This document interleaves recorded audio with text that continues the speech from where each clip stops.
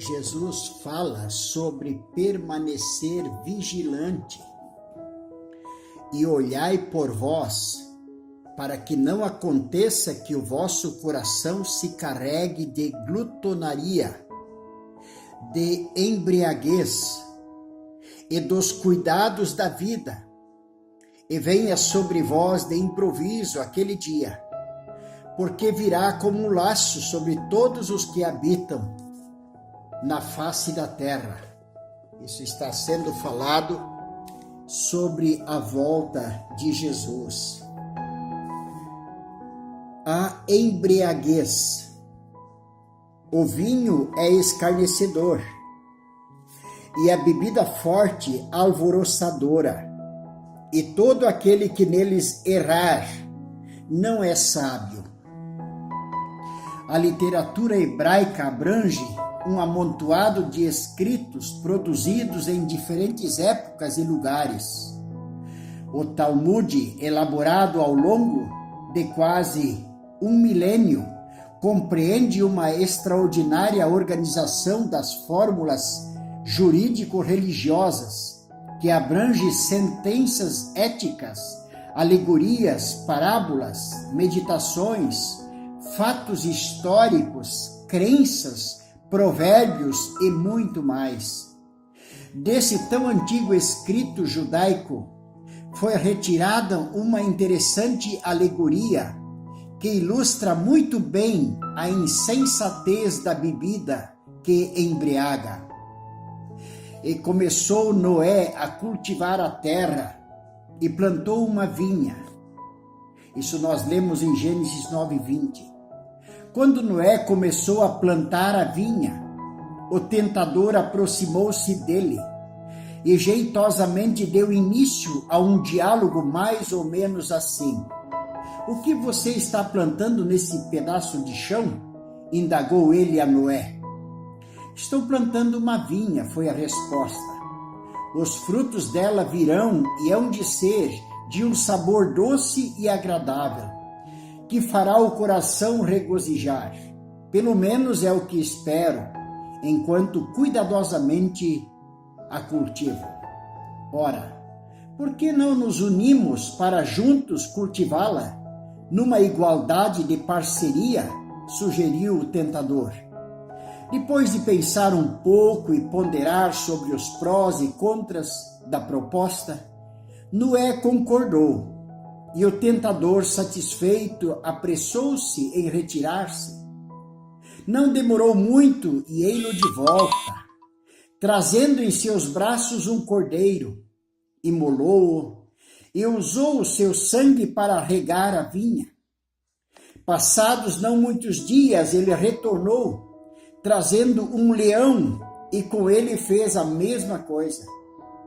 Finalmente, o processo foi repetido por mais 2 vezes. Uma com o sangue de um macaco e a última com o sangue de um porco. Agora era só esperar o efeito. Através dessa estranha irrigação, o tentador estava mostrando as qualidades negativas em 4 fases, que um homem apresenta quando fica sob o domínio do álcool.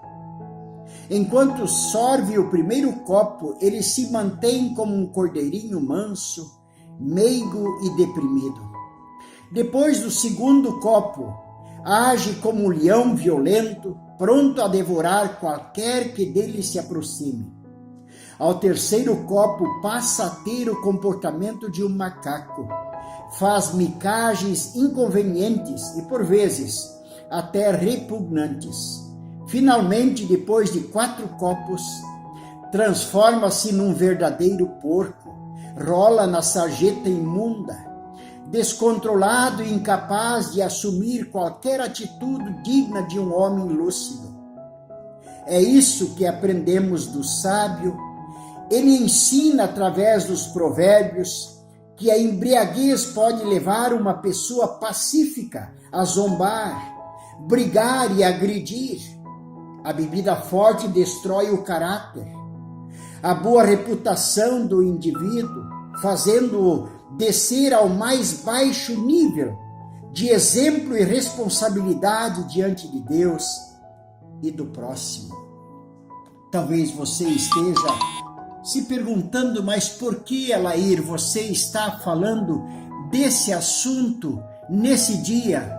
Porque este homem citado neste livro, o homem Noé, foi o homem que deixou um exemplo negativo por causa da vinha que plantou, e eu creio de fato que o Satanás estava junto na conversa mesmo.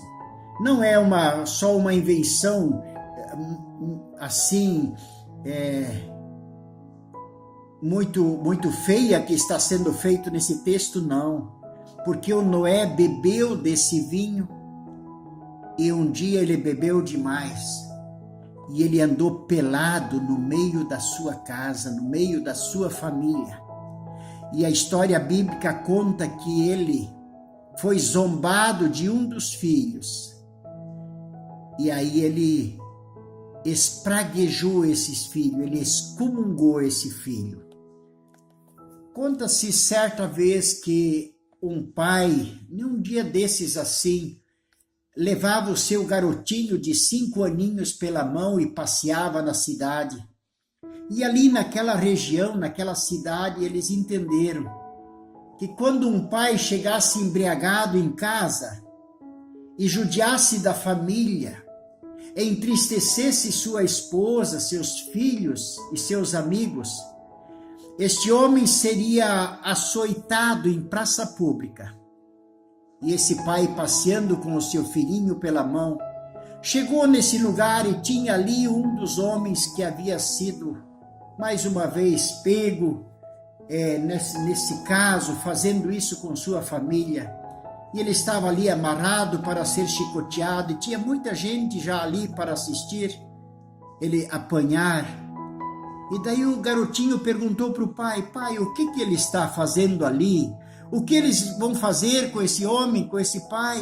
Ele tem filhos, não tem, pai? Ele disse sim, ele tem filhos, ele tem esposa.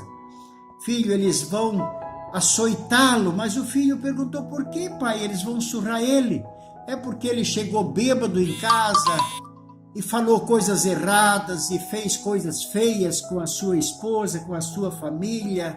Ele fez coisas que não devia fazer.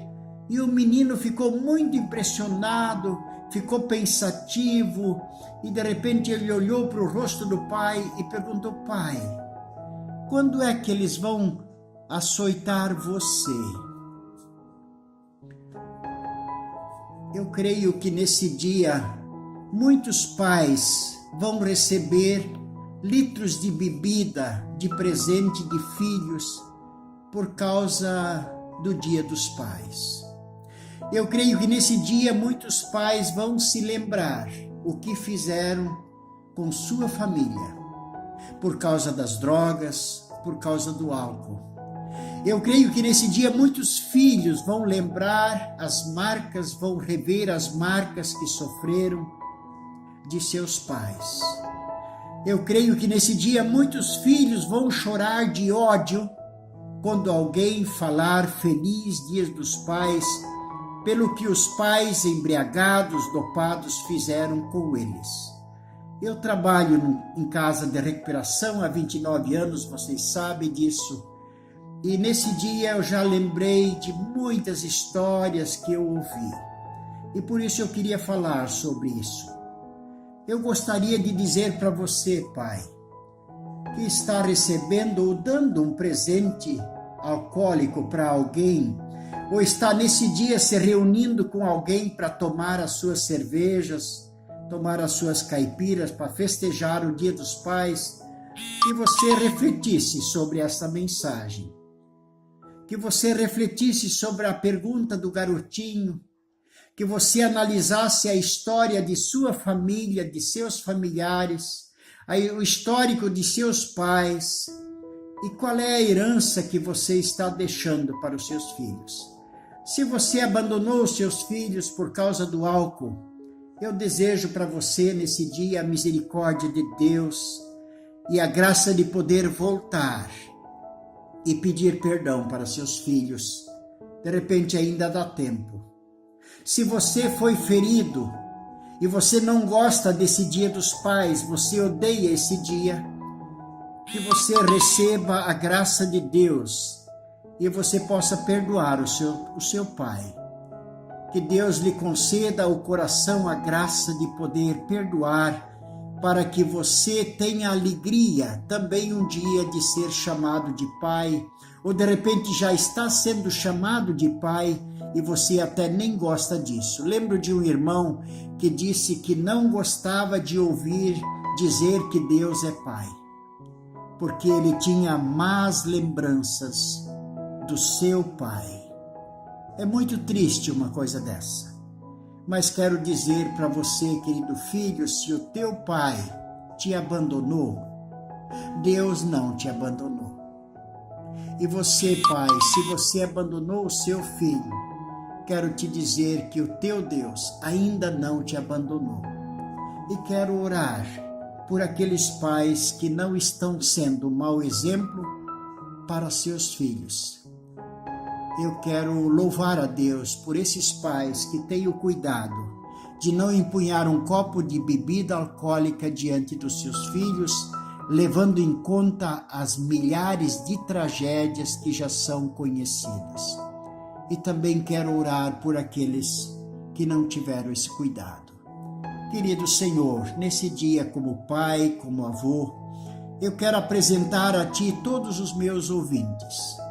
Quero apresentá-los em nome de Jesus e suplicar a Tua graça, a Tua bênção sobre todos, independente daquilo que aconteceu na história e na vida deles.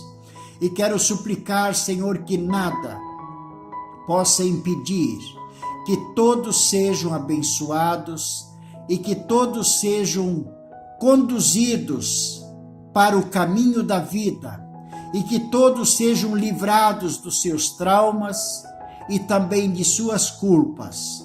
E quero, Senhor, em nome de Jesus, agradecer por aqueles pais que nunca foram um mau exemplo nesta área para seus filhos. Conceda, Senhor, que muitos e muitos pais assim venham a surgir na nossa sociedade. E concede graça, Senhor, para que isto seja reconhecido. Em nome do Senhor Jesus é a minha oração. Quem vos falou essa palavra foi o missionário Alair Scheidt. Mais uma vez, eu desejo as ricas bênçãos de Deus para você e um feliz Dia dos Pais, independente da sua história. Em nome de Jesus, amém.